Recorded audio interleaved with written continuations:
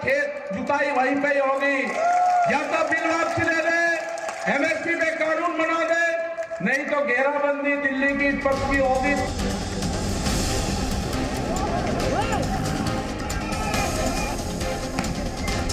भी वही है और ये किसान भी वही है।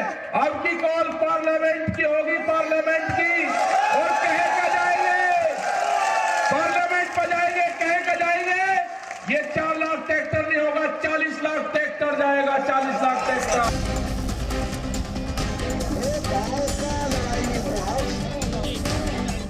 अब की बार हर क्रांति होगी।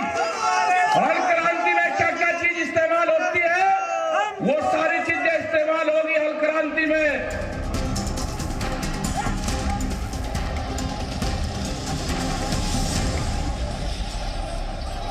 भारत सरकार किसान और कृषि दोनों के हितों के प्रति प्रतिबद्ध है। भारत सरकार किसानों से पूरी संवेदना के साथ चर्चा करती रही है। आज भी जब उनका कोई मत आएगा तो भारत सरकार हमेशा किसानों के साथ चर्चा करने को तैयार है।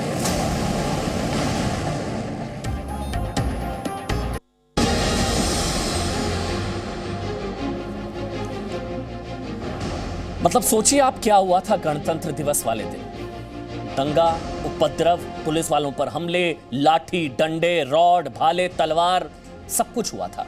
लाल किले पर कब्जा, दूसरा धार्मिक झंडा फहराया गया था वहां पर। हैरान कर देने वाली चीज थी। अभी भी जब उस बारे में बात करते हैं तो थोड़ी घबराहट होती है, एक तरीके से सिरहन सी उठती है कि तौबा, वो चीज दोबारा ना हो दिल्ली में। जो दिल्ली दंगा, दोनों तस्वीरें आप मेरे राइट लेफ्ट देख रहे हैं, मौत का तांडव हुआ था दिल्ली के सड़कों पर।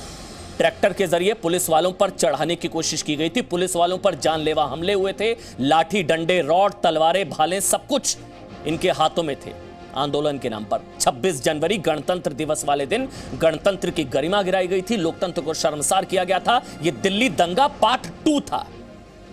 लेकिन अगर मैं कहूं कि दिल्ली में फिर से एक और दंगे की बड़ी साजिश हो रही है, जी हां, राकेश टिकैत धमकी दे रहे हैं। इस बार 4 लाख नहीं, 40 लाख ट्रैक्टर। ध्यान से सुनिएगा क्या धमकी है।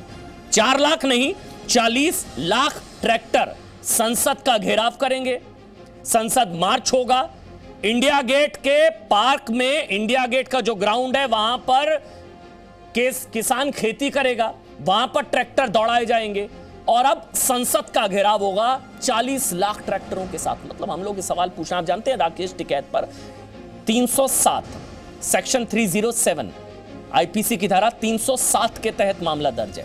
307 होता है अटेम्प्ट टू मर्डर। इसके अलावा राकेश टिकैत पर 147 है पनिशमेंट फॉर राइटिंग, दंगा फैलाने, और 353 यानी कि अटेम्प्ट टू, 353 होता है सरकारी सर्वेंट को ड्यूटी करने से रोकने का, लेकिन सबसे बड़ा सेक्शन इसमें अटेम्प्ट टू मर्डर का है 307। उसके बावजूद राकेश टिकैत धमकी दे रहे हैं। पहले कह के दंगा कराया, पुलिस ने कहा कि इनकी भूमिका थी, और अब फिर से वो इस तरह की धमकी दे रहे हैं। हम लोग सवाल पूछ रहे हैं कि क्या लाल किले दंगे से पेट नहीं भरा क्या? अब संसद पर अटैक कराएंगे टिकैत, सीधा सा सवाल होगा। और खुला क्यों छोड़ा हुआ है?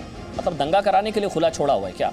ईशकरण सिंह भंडारी, मैंने लॉयर को इसलिए रखा है समझाने के लिए, क्योंकि मुझे लगा कि जब हम पे, आप पे अगर किसी पर गलती से 307 का मामला दर्ज हो जाए तो क्या हम खुला घूम सकते हैं? भाई आप सोचिए ना, 307 क्या होता है? अटेम्प्ट टू मर्डर, हत्या की कोशिश।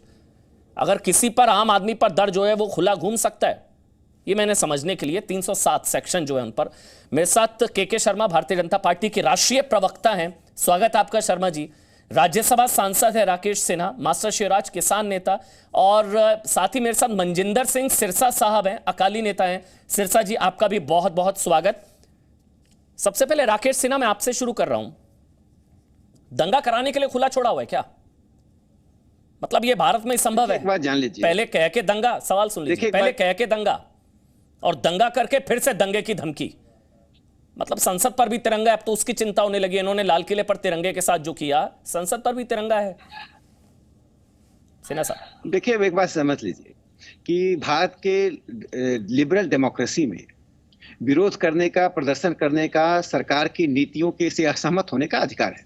उसी के तहत नरेंद्र मोदी जी की सरकार ने किसानों के इस प्रोटेस्ट के प्रति एक उदार रवैया अपनाया है। वार्ता भी चल रही है, किसान की हठधर्मिता भी चल रही है। लेकिन एक बात जो राकेश टिकैत ने आज कही है, वह सिर्फ नरेंद्र मोदी जी की सरकार पर हमला नहीं है, वह सिर्फ 3 कानूनों का विरोध नहीं है, भारत के लिबरल डेमोक्रेसी के ऊपर कुल्हाड़ी चलाने का वो काम कर रहे हैं।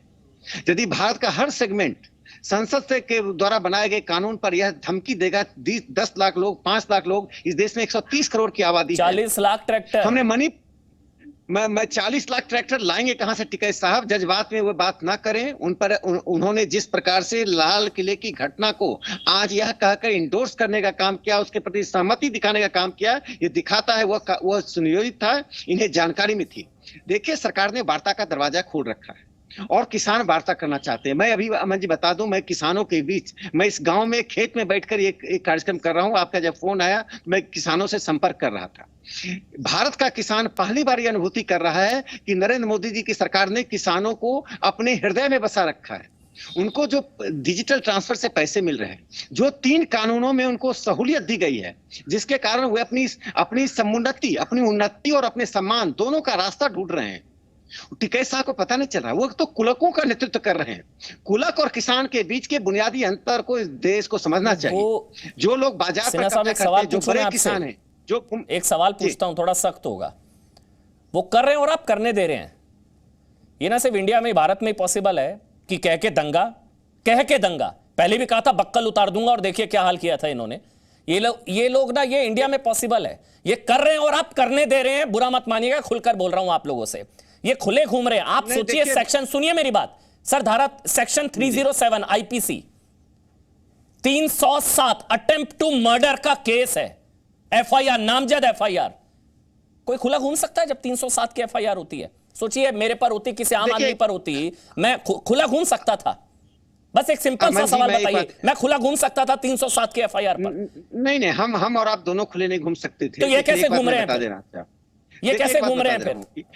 कि देखिए, भारत एक सॉफ्ट स्टेट है और सॉफ्ट स्टेट के कारण हम विरोध की संस्कृति की, विरोध की परंपरा को कुचलते नहीं है। हम उसके साथ लगातार वार्ता करते हैं। सर, विरोध के नाम पर दंगा करने की आजादी होती है क्या? नहीं, इतने सॉफ्ट हो गए हम। जान लीजिए, भारतीय राज्य और भारत की सरकार कमजोर नहीं है।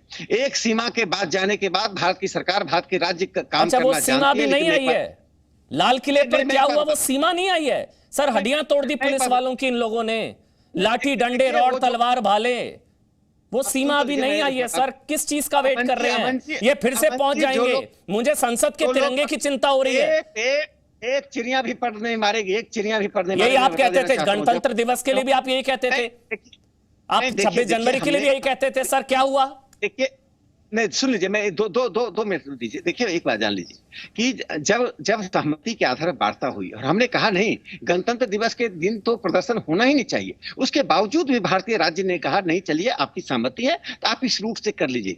अनपेक्षित रूप से कोई भी भारतीय जनतंत्र में इस बात की सहमति नहीं देगा। पुलिस के साथ वार्ता हो गई, आप पुलिस पर हमला कर रहे हैं, लाल किले पर हमला कर रहे हैं। क्या लाल किला भारतीय जनता पार्टी उन्होंने कर दिया? चलिए बताइए, आपने क्या कर लिया? आपकी सरकार है, क्या कर लिया आपने सर? मेरे को तो इस चीज की, मेरे को तो सर इस चीज की खींचे, आपने क्या कर लिया? उन्होंने कह के दंगा किया, फिर दंगे की धमकी दे रहे हैं। आप कुछ नहीं कर सकते सर, कुछ नहीं कर सकते। षड्यंत्र में शामिल है जो, देखिए हम नियम और कानून और प्रक्रिया के तहत काम कर रहे हैं, प्रोसीड्योर एस्टैब्लिश्ड बाय लॉ, और हम ऐसा करेंगे। आपको बता दें, एक व्यक्ति नहीं बचेगा।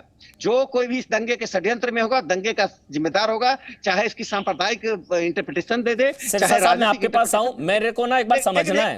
एक अमन जी, अच्छा चलिए, बोलिए सिन्हा जी, बोलिए।